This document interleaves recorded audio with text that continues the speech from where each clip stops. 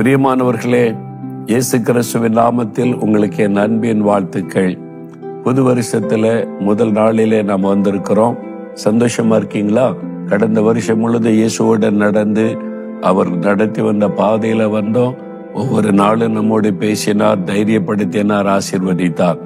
இந்த புது வருஷத்திலையும் இயேசுவோட நடக்கிறத விட்டுவிடக் கூடாது. தினமும் இயேசுவோட நடக்கணும், அவருடைய குரலை கேட்கணும், அவரோட நீங்க பேசணும். அப்போ உங்களுடைய வாழ்க்கை ஆசீர்வாதமா இருக்கும். சரி, இந்த புது வருஷத்துக்கு தேவன் எனக்கு என்ன வாக்கு வைத்திருக்கிறார், என்ன மாதிரி ஆசீர்வாதம் வைத்திருக்கிறார் என்று அறிய ஆவலோடு இருக்கிறீங்கல்ல? யாத்திராகமம் 20ஆம் அதிகாரம் 24வது வசனம். நான் உன்னிடத்தில் வந்து உன்னை ஆசீர்வதிப்பேன் என்று சொல்லார். I will come to you and I will bless you. உன்னிடத்தில் வந்து உன்னை ஆசீர்வதிப்பேன். நான் தூரத்தில் இருக்கிறேன், உனக்கு என்ன ஆசீர்வாதம் வேணும், சரி போ பெற்றுக்கொள் அப்படி சொல்ற ஆண்டவர் அல்ல. உன்னிடத்தில் நான் வருவேன்.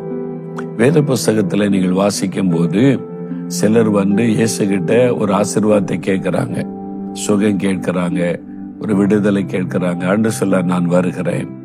மத்திய 8ஆம் அதிகாரத்துல வாசித்தா 100க்கு அதிபதி, என் வேலைக்காரன் திமிர்வாத வியாதிப்பட்டு ரொம்ப கஷ்டப்படுகிறான், வேண்டிக் கொண்ட உடனே இயேசு என்ன சொல்றார்? I will come and heel him. நான் வந்து அவனை சுகமாக்குவேன் அப்படின்னு சொல்றார். அவன் தான் சொல்றான், நான் அதுக்கு பாத்திரன் நல்ல ஆண்டவரே, இங்க இருந்து ஒரு வார்த்தை சொல்லுங்க, சுகமாகி விடுவான் என்று விசுவாசத்தோடு சொல்லுகிறான். ஆனா இயேசு என்ன சொல்றாரு? நான் வருகிறேன், உன் வீட்டுக்கே வருகிறேன், வந்து குணமாக்குகிறேன் என்று ஆண்டு சொல்றார்.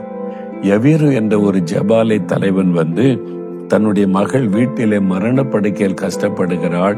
இயேசுவே நீங்க வந்தீங்கன்னா சரியாயிரும், வந்து உன் கையை வைங்கன்னு சொன்ன உடனே இயேசு சரி என்று வருகிறார். நான் வர்றேன், உன் வீட்டுக்கு தானே நான் வருகிறேன், உன் மகளை குணமாக்குகிறேன் என்று.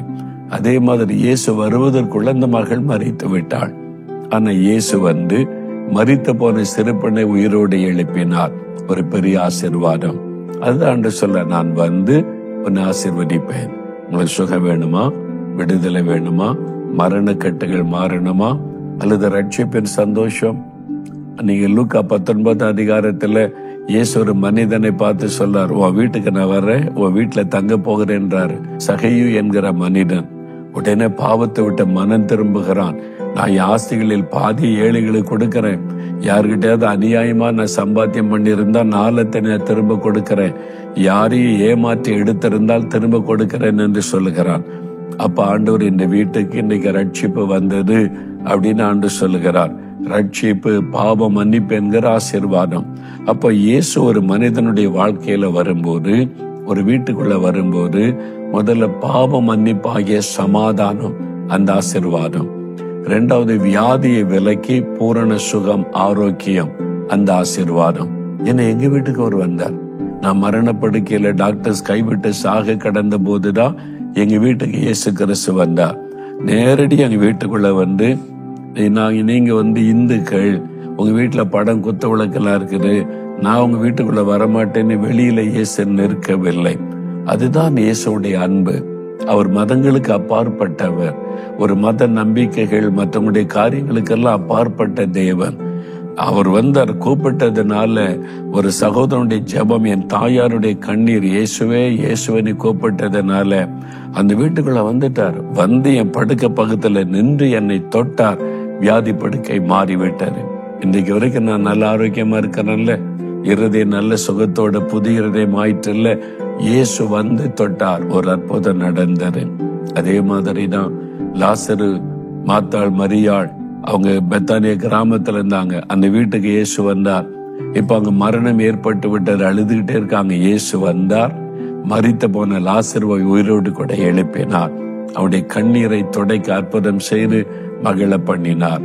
அதே இயேசு சொல்லுகிறார், நான் வருவேன், உன் வீட்டுக்கு வருவேன், நீ வேலை செய்கிற இடத்துக்கு வருவேன், உன்னுடைய அலுவலகத்துக்கு வருவேன், உன் பிசினஸ் ஸ்தலத்துக்கு வருவேன், நீ படிக்கிற இடத்திற்கு வருவேன். நான் வந்து உன்னை ஆசீர்வதிப்பேன். ஒவ்வொருவருக்கும் ஒவ்வொரு விதமான ஆசீர்வாதம் தேவை. படிக்கிற பிள்ளைகளுக்கு ஞானம் வேணும், படிச்சையில வெற்றி வேணும். வேலை செய்யறவங்களுக்கு ப்ரொமோஷன் வேணும், சம்பள அந்த உயர்வு கிடைக்கணும். அப்பதான் வாழ்க்கை நல்லா இருக்கும். பிசினஸ் செய்யறவங்களுக்கு பிசினஸ் ஆசீர்வதிக்கப்படணும். அந்த தடைகள்ல நீங்களும் வர வேண்டிய பணம் வரணும். இது மாதிரி நடக்கணும். அந்த ஆசீர்வாதம் வேணும். ஊழியம் செய்யறவங்களுக்கு ஊழியத்தில் ஆத்துமாக்கள் வேணும். ஊழியத்துக்கு வேண்டிய நன்மைகள் வேணும். குடும்பத்துல பெண்கள் குடும்பத்துல சமாதானம் இருக்கணும். குடும்பம் ஆசீர்வதிக்கப்பட்டு பெருகணும். ஒவ்வொருவருக்கும் ஒவ்வொரு விதமான ஆசீர்வாதம். எல்லா ஆசீர்வாதங்களும் இயேசுக்குள்ள அடங்கி இருக்கிறது. அவர் சொல்லுகிறார், நான் வந்து உன்னை ஆசீர்வதிப்பேன். உங்களுக்கு என்ன ஆசீர்வாதம் வேணும்? அப்படியே விசுவாசிங்க. ஆண்டவரே, நீங்க என் வாழ்க்கையில வந்து என்ன ஆசீர்வதிங்கன்னு சொல்லுங்க. அந்த ஆசீர்வாதம் நடக்கும். ஆண்டவரே, இந்த மகன் இந்த மகள் நீர் அவருடைய வாழ்க்கையில வந்து அவங்களை ஆசீர்வதிக்கணும். ஆண்டவரே, நீர் வந்து என்னை ஆசீர்வதிங்கன்னு கேட்கிறாங்க. அவங்களுடைய வாழ்க்கையில அவங்க வீட்டுக்குள்ள நீங்க வரணும். நீங்க வந்து அவங்களை ஆசீர்வதிங்க. சமாதானம் கொடுங்க, ரட்சிப்பின் மகிழ்ச்சியை கொடுங்க, வியாதியை மாற்றி பூரண சுகம் கொடுங்க, கட்டுகள் அறுக்கப்பட்டு பயத்திலிருந்து விடுதலை கொடுங்க, குறைவாயிருக்கிற காரியத்தை நிறைவாய் ஆசீர்வதித்து சந்ததியை பெருக பண்ணுங்க, அவருடைய கண்ணீரை துடைத்து ஆசீர்வதித்த மகிழ பண்ணுங்க. இந்த வருஷம் முழுவதும் ஒவ்வொரு நாளும் நீர் அவருடைய வாழ்க்கையில இடைப்பட்டு ஆசீர்வதித்து அவளை மகிழ பண்ணணும். இயேசுவின் நாமத்தில் ஜெபிக்கிறோம். ஆமேன், ஆமேன்.